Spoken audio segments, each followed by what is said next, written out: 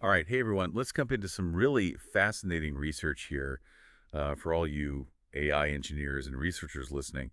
We're going deep on this paper, DafnyBench, Mm. a benchmark for formal software verification.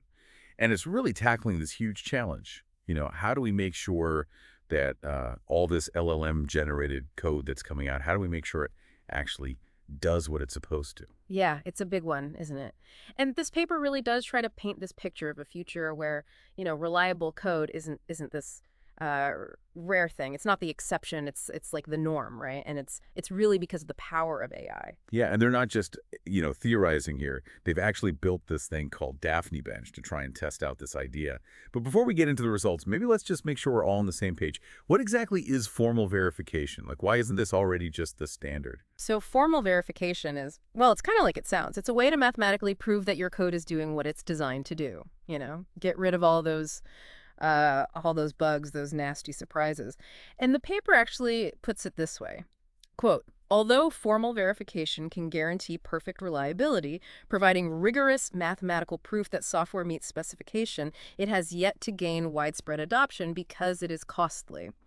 They even say that formally verifying code can easily take more than 10 times as much human work as writing it in the first place. So it's like instead of just hoping for the best, you've got this mathematical guarantee, but that comes with a pretty big price tag, right?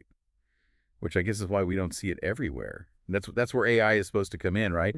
The idea is that AI could kind of automate a lot of this heavy lifting, make it more, realistic for real world projects. Exactly. And to do that, we need these benchmarks, right, to train and evaluate these AI models. But the thing is, there's just not a lot of data when it comes to code verification. They even give us some hard numbers here.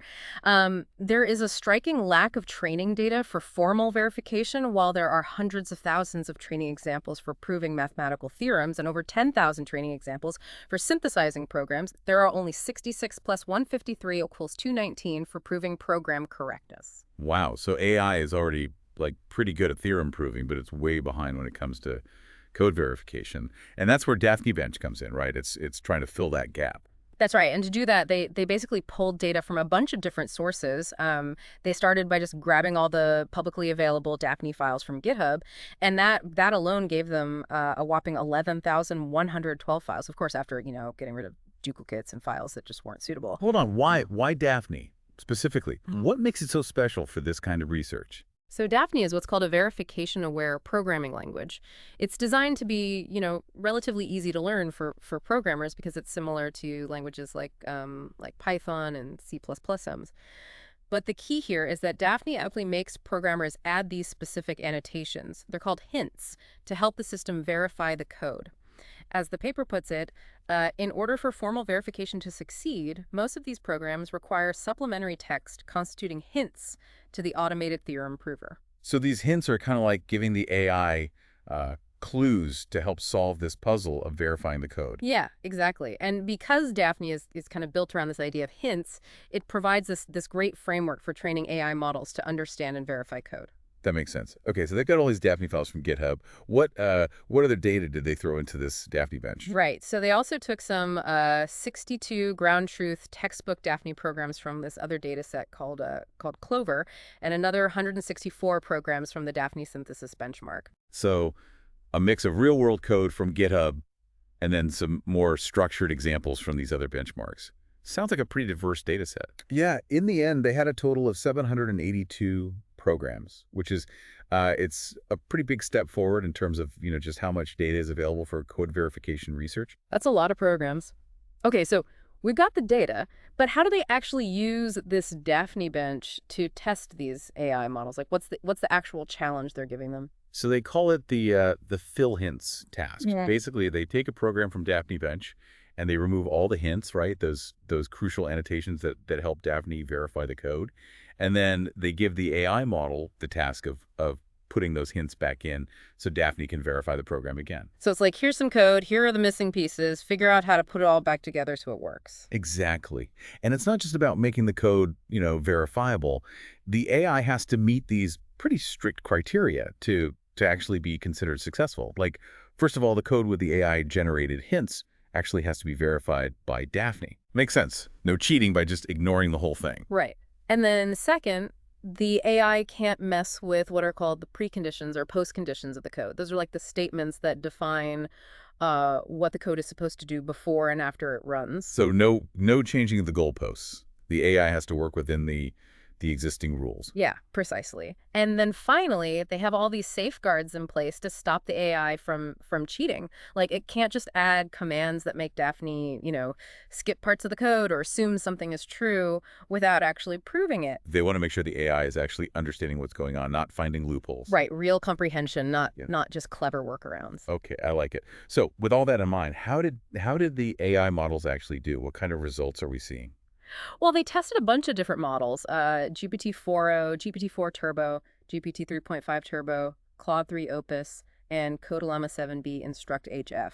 And the results they're pretty interesting. Don't keep us in suspense. Which one came out on top? So the winner was Claude 3 Opus with a success rate of about 68%, meaning it was able to, correctly complete that fill hints task, meet all the criteria for almost 7 out of 10 programs in the benchmark. Wow, 68%. That's actually pretty good considering how complex this whole thing is. It really is. Yeah. Remember, this is a tough task. So even getting to this level is a big step forward. Okay. Claude 3 is in the lead. What about the others? How do they stack up? So GPT-4 Turbo came in second with a success rate of about 60%, but the other GPT models and CodeLama were quite a bit behind. They really struggled to get those hints right consistently. Interesting. So there's definitely a gap between the top performers and the rest. Mhm. What do the researchers think is going on there? Why are some models doing so much better? One of the key insights is that a lot of these models just don't seem to use Dafny's error messages very well. You see, during that fill hints task, if a model fails on a particular program, it gets the error message from Dafny and can try again. So it gets a chance to learn from its mistakes. Exactly. But what they found is that the success rate only goes up a little bit with each extra attempt. They even say this suggests that the LLMs are not great at taking Dafny error messages into consideration or struggle to cope with the underlying task. That's interesting. So it's like they're not really understanding what Daphne's trying to tell them. Yeah, and it gets even harder because they found that the success rates generally drop as the size of the program and the amount of hint text increases. The authors write, success rate generally drops as program size increases. They also saw that success rate drops as the amount of hint text increases. So bigger, more complex programs with lots of hints missing, that really throws these models off. Yeah, exactly. The bigger the program and the more hints are needed, the harder it is for them to figure out that right combination. I mean, for you AI engineers listening, how would you go about this? What really jumps out at you? That's a great question for everyone to think about. It's like we're seeing these AI models start to grapple with a problem that, until now has been something only humans could really do. Yeah. Even if they're not perfect yet, just the fact that they can even try this and get, somewhat decent results, it really shows how fast this whole field is moving. It really is amazing to see, these AI models tackling a problem that's always been something for us humans to figure out. Even if it's, not perfect yet, the fact that they can even try this and get, pretty decent results, it just shows how fast this whole field is moving. Yeah, I feel like we're really on the edge of something big here. Yeah. So, okay, we've seen where things are at now, but like, where do we go from here? What are the next steps, the future directions for this DafnyBench thing? Well, the authors highlight a bunch of exciting directions. First, they know the current benchmark has its limitations, so they talk about expanding it.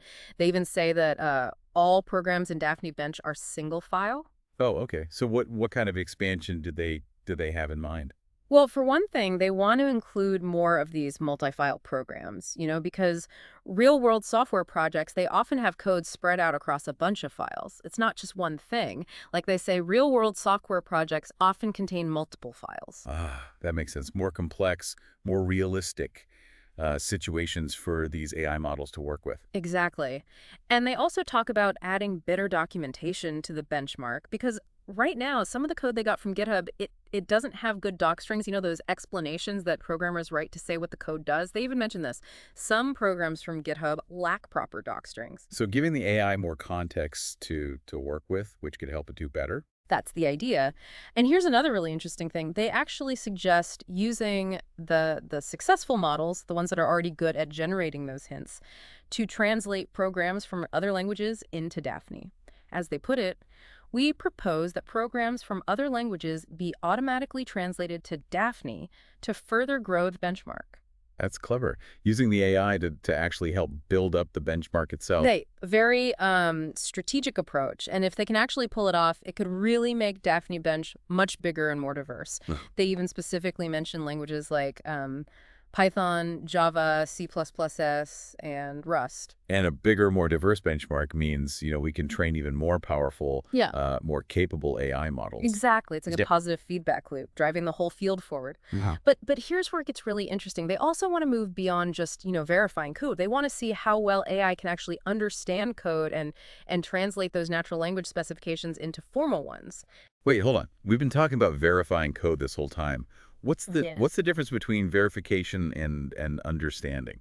So verification is all about proving that code is doing what it's supposed to do based on, some specification. But understanding, that's a step further. It's about the AI actually getting the intent behind the code. Like, what's it really trying to achieve? And then being able to express those goals in a formal language that can be used for verification. Let me put it like this. Translating natural language to formal specification is a key step towards general code understanding. So instead of just checking if the code matches the instructions, it's more like the AI figuring out what the code is actually trying to do in the real world. You got it. And that's a much harder problem, but it's also super important. Yeah, I can see that. If we can get AI to truly understand code, the possibilities are kind of mind-blowing. Like AI suggesting ways to improve code, make it more efficient, or even, writing completely new code based on what we tell it we want. Exactly. The authors actually say one of the future directions is to assess LLM's ability to translate natural language specifications into formal ones. It's like a whole new level of AI-powered software development. What would that even mean for how we build and use software? Oh, the impact could be huge. Like imagine a world where software bugs are basically gone. No more security issues, no more crashes, no more weird behavior. Like they say, LLM-powered verifiers could assist human developers to formally verify their code. It sounds almost too good to be true. It does, right. But think about it. Software is like everywhere in our lives now. Healthcare, finance, transportation, communication, everything runs on software. And when software breaks, things can go really wrong. Exactly. So if we could make software fundamentally more reliable, it would change everything. It's not even just about, making things more convenient. It's about safety, security, trust. If AI could handle all that verification stuff, human developers could focus on the bigger picture, the creative stuff. Like less time fixing bugs and more time making things better for users. Absolutely. And it's not just about the end product. It's about the whole process of how we build software. Like it could totally change what it means to be a software engineer. The authors write, another exciting direction is auto-verifying program synthesis, automatically generating code, and its proof of correctness simultaneously. I'm starting to get why you're so excited about this paper. It's not just a new benchmark. It's a whole new way of thinking about software. You got it. And that's why I find this research so compelling. It's not just a small step forward. It could be a huge shift in how we do things. Yeah, it's definitely groundbreaking stuff. But let's be realistic here. We've talked about all this incredible potential, but the paper also says that, we're not quite there yet, right? What are some of the things we still need to figure out? Yeah, it's always good to balance our excitement with a little reality check. One big challenge is that LLMs, they still have this problem of hallucinating, meaning they can sometimes create output that looks right, but it's actually wrong or doesn't make sense. They even say one major challenge is that current LLM technology is still prone to hallucinations, which means they can sometimes generate output that is syntactically correct but logically flawed. The good old hallucination problem. Yeah. It's like the AI is telling you a story, but it's getting some of the facts wrong. Exactly. And when we're talking about formal verification, that's not just a little mistake. It could be a big problem. Because the AI is hallucinating, we can't really trust its proof, no matter how good it looks. Exactly. So a big focus going forward has to be on making LLMs more robust, more grounded in reality, less likely to come up with that nonsense. That makes sense. So better LLMs are key. Yeah. But the paper also talks about needing better verification tools, right? Right. That's another important piece. You see, a lot of the current tools are pretty hard to learn, and they need a lot of manual work. to make formal verification something everyone can use, we need tools that are easier, more automated, and fit better into the whole software development process. So it's not just about the AI being smarter, it's about making the whole system easier to work with. Exactly. It's a big challenge with many parts, but I think it's worth it. The potential is it's just too big to ignore. Yeah, I totally agree. It really feels like we're at this point in time where a huge technological leap is about to happen. Okay, we've covered a ton of ground here. I feel like I'm starting to understand the possibilities and the challenges. But before we wrap up this part of our deep dive, I'm curious, for you AI engineers and researchers out there, what are your hopes for this technology? What do you want to see happen in the next, say, 5 to 10 years? Ooh, that's a good one.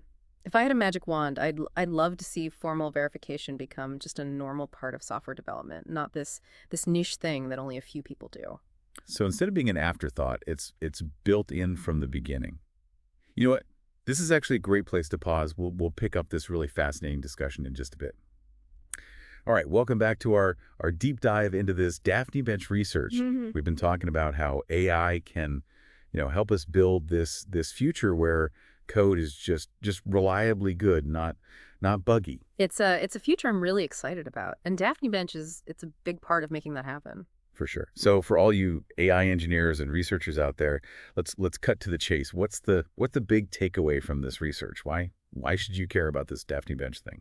Well, DafnyBench, it's not just some, theoretical thing. It's a tool that can have a real impact. It gives us this way to actually measure how well AI can reason about code, Yeah. help with that formal verification stuff. And that's really important as AI starts to do more of the writing and maintaining of the software we all use every day. So it's not just about, catching bugs. It's about changing how we think about developing software, on a really basic level. Exactly. Think about it. A world where you write code and it just works. It's reliable right out of the gate, where verification isn't this separate time-consuming thing, but it's just built in, powered by AI. That's what DafnyBench is all about. That's a future I can definitely get behind. This has been a really thought-provoking conversation, and I feel like we've just barely scratched the surface here. There's so much more to explore, and DafnyBench it's a great starting point for all that, future research and development. Absolutely. And on that note, I've got one final thought-provoking question for everyone listening. If you could add one thing to DafnyBench, what would it be, and why? What would take this research to the next level? That's a great question to leave our listeners with. It really makes us all think about the possibilities here and how we can, help shape where this technology goes. Yeah, what would you add? Let us know. Yeah. Well, thanks everyone for joining us on this deep dive into DafnyBench. Until next time, keep exploring, keep innovating, and keep pushing those boundaries of what AI can do.